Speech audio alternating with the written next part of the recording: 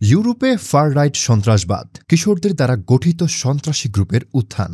জার্মানিতে সম্প্রতি যে ঘটনা সামনে এসেছে তা শুধু উদ্বেগজনকই নয়, বরং ইউরোপ জুড়ে উগ্র চরমপন্থার এক গভীর সংকেত। মাত্র ১৫ থেকে ১৭ বছর বয়সী ৫ কিশোরকে গ্রেফতার করেছে জার্মান গোয়েন্দা সংস্থা, যারা একটি ফার রাইট সন্ত্রাসী গ্রুপ গঠন করেছিল।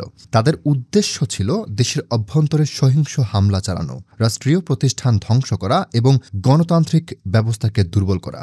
তদন্তকারীরা জানিয়েছেন এই কিশোরদের সঙ্গে জড়িত ছিল ইন্টারনেট ভিত্তিক উগ্রপন্থী ফোরাম ও গোপন মেসেজিং চ্যানেল, যেখান থেকে তারা সন্ত্রাসবাদী আদর্শ, হামলার পরিকল্পনা এবং অস্ত্র তৈরির নির্দেশনা পাচ্ছিল। প্রশ্ন হচ্ছে, এত অল্প বয়সে একজন মানুষ কিভাবে চরম ডানপন্থী সহিংসতায় আকৃষ্ট হয়? পরিবার, সমাজ নাকি অনলাইন প্ল্যাটফর্ম? এই বিপথে চালিত করার পেছনে কার ভূমিকা সবচেয়ে বেশি?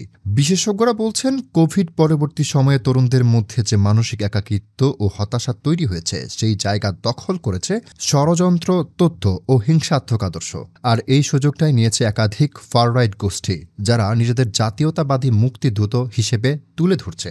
এই গ্রুপটির নাম ছিল দ্য টিন স্ট্রাইকার্স, যাদের পরিকল্পনায় ছিল একটি বিদ্যুৎ সাবস্টেশনে হামলা চালানো এবং একটি অভিবাসী শিবিরে অগ্নিসংযোগ। পুলিশের ভাষ্য অনুযায়ী হামলার তারিখ ও বিস্তারিত পরিকল্পনাও নির্ধারিত ছিল, কিন্তু শেষ মুহূর্তে নজরদারির মাধ্যমে তাদের গ্রেফতার করা হয়। এই ঘটনা ইউরোপের আইনশৃঙ্খলা বাহিনীর জন্য একটি সতর্কবার্তা। চরমপন্থা শুধু বয়স্ক কিংবা রাজনৈতিক গোষ্ঠীর মধ্যে সীমাবদ্ধ নেই, এটি ছড়িয়ে পড়ছে স্কুল কলেজ পড়ুয়া কিশোরদের মধ্যেও। এখানে আরেকটি বড় প্রশ্ন উঠে আসে, অনলাইন প্ল্যাটফর্মগুলোর দায়িত্ব কী? উস্কানিমূলক কন্টেন্ট, হেট স্পিচ ও সন্ত্রাসবাদী ম্যানিফেস্টো কিভাবে দিনের পর দিন ইন্টারনেটে ছড়িয়ে পড়ে এবং তরুণ মস্তিষ্কে নিজের জায়গা করে নেয়। ইউরোপে গত কয়েক বছরে ডানপন্থী হামলার সংখ্যা বেড়েছে। শুধু জার্মানিতেই ২০২৩ সালে চরম ডানপন্থীদের দ্বারা সংগঠিত অপরাধের সংখ্যা ছিল ২৩,০০০-এর বেশি।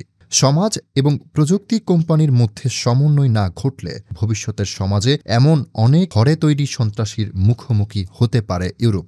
আপনারা দেখছিলেন প্রতিদিন সকাল।